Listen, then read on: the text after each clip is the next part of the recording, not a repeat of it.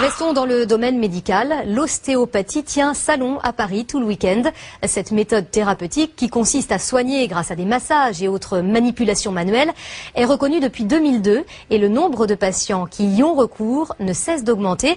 Nous avons voulu en savoir plus sur cette pratique qui se démocratise. Reportage Melchior Insi. Vous regardez droit devant vous, détendu. C'est une profession en pleine expansion. Ni médecin, ni kiné, les ostéopathes apaisent les souffrances de leurs patients avec leurs mains.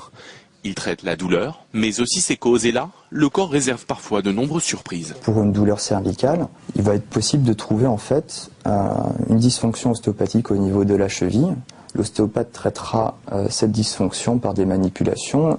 Et par la suite, vous n'aurez plus de douleur au niveau cervical. Là, on voit ici qu'on a une certaine harmonie de la courbe. Reconnue par le ministère de la Santé, l'ostéopathie est enseignée dans des écoles spécialisées. Ici, ces élèves suivent une formation de 5 ans. Au programme, cours d'anatomie et séances pratiques, pendant lesquelles ils prennent à tour de rôle la place du patient. Vous avez tous mis en évidence des dysfonctions ? Ressentir les techniques sur eux-mêmes va les aider à intégrer ces techniques et à pouvoir les faire beaucoup mieux ensuite sur le patient. Et pour soigner leurs patients, les ostéopathes cherchent aussi à connaître leur mode de vie, car tout peut influencer le corps et à la longue provoquer des douleurs.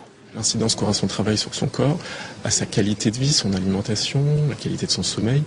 Et c'est vraiment sur tout ça qu'on va essayer de jouer pour avoir une prise en charge vraiment globale du patient. On n'est pas des médecins, on ne sauve pas des vies, mais on peut leur apporter un confort de vie, un soulagement, voire un traitement. Une consultation coûte entre 50 et 80 €, non remboursée par la sécurité sociale, mais prise en charge par certaines mutuelles.